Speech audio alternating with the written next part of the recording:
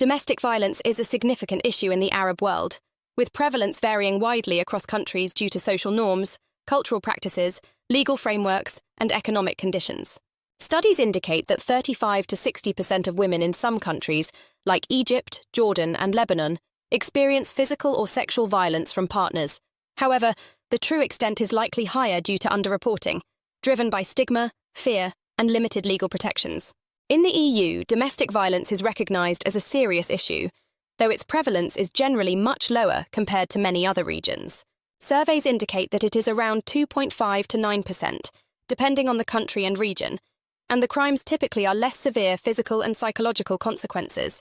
While some countries, such as Tunisia and Lebanon, have made progress in enacting laws against domestic violence, many still lack comprehensive measures, so the issue is much larger, and the crimes are typically more violent and often fatal.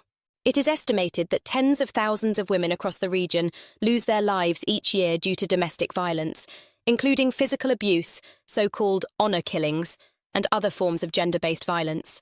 Yemen and Egypt are the worst when it comes to these types of crimes, but worldwide other countries like Afghanistan, Pakistan, and India report similar or higher rates of domestic violence and abuse, even knowing the large majority of it is underreported and considered culturally normal due to its prevalence.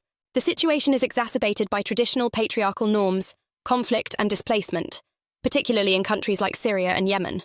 Despite these challenges, recent years have seen growing awareness and activism, leading to some legal reforms and increased support for survivors, although reliable data remains limited and no visible improvements have been observed in the last decades.